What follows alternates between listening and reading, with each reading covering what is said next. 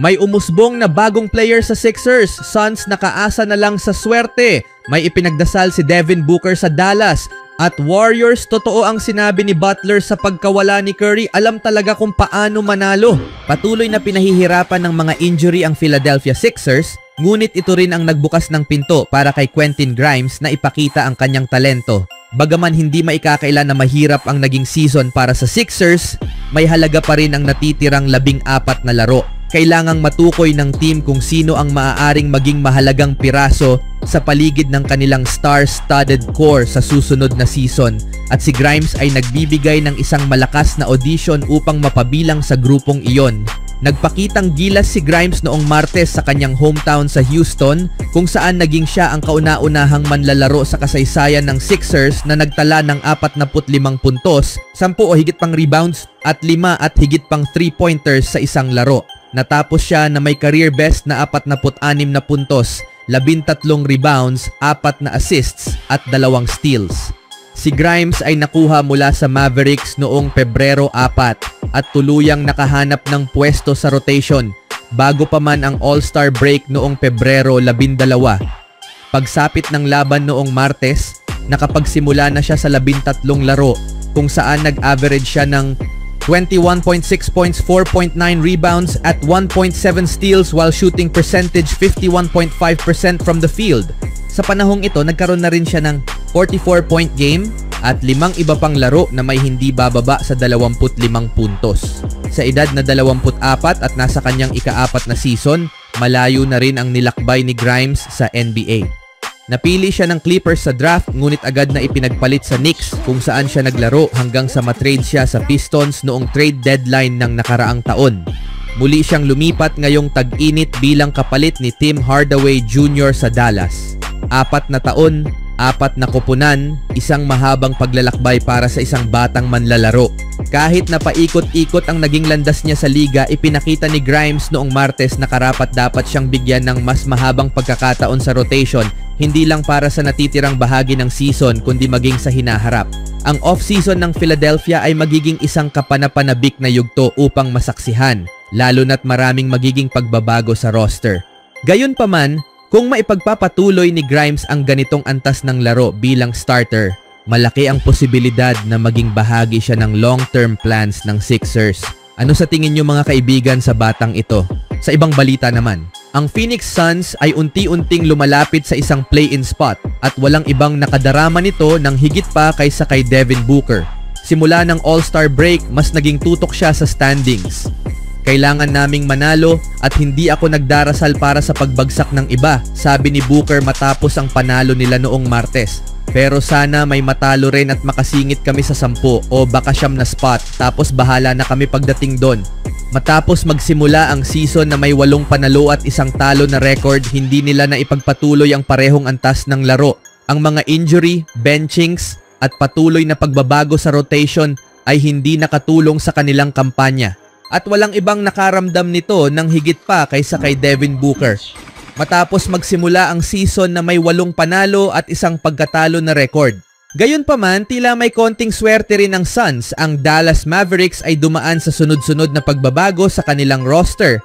Ipinagpalit nila si Luka Doncic para kay Anthony Davis, ngunit 1 laro lang ang nalaro nito bago ma-injure. Samantala, si Kyrie Irving naman ay naputulan ng ACL na tila naging simula ng pagbagsak ng kanilang season. Dahil dito, nagkaroon ng pagkakataon ang Suns na malampasan sila sa standings. Matapos maglaro noong Lunes, kinailangang talunin ng Suns ang Mavericks para makuha ang tiebreaker sakaling magtapos sila na may parehong record. Subalit, may malaking hamon sa kanilang daan. Ang Phoenix ay may pinakamahirap na natitirang schedule sa liga, samantalang ang Dallas ay nasa gitna lang, may ika-15 pinakamahirap na schedule. Gayunpaman, 1 laro lang ang pagitan ng dalawang team, kaya't maaaring maging kapanapanabik ang takbo ng labanang ito at posibleng hindi na kailanganin ng Suns ang tiebreaker upang makapasok. Paano masisiguro ng Suns ang isang play-in spot? Sa kabutihang palad, nagkaroon ng bagong sigla ang Suns dahil sa mga rookie na sina Ryan Dunn at Oso Ighodaro. Bagaman naging bahagi sila ng rotation sa simula ng season, unti-unti silang nawala sa eksena. Walang malinaw na dahilan kung bakit. Kahit ilang beses tanungin si head coach Mike Budenholzer, hindi siya nagbigay ng konkretong sagot. Ngunit ngayon, bumalik sa starting lineup si Dunn at agad niyang ipinakita ang kanyang husay sa depensa. Kapansin-pansin na sa dalawang huling laro kapag magkasama sa court sina Dunn at Ighodaro, may top 9 defensive rating for Phoenix. Sa kasalukuyan, ika-26 ang team sa depensibong rating. Bagaman hindi kayang ayusin ng dalawang manlalaro lamang ang depensa ng koponan, malaki ang naitutulong nila at ramdam ito ni Booker.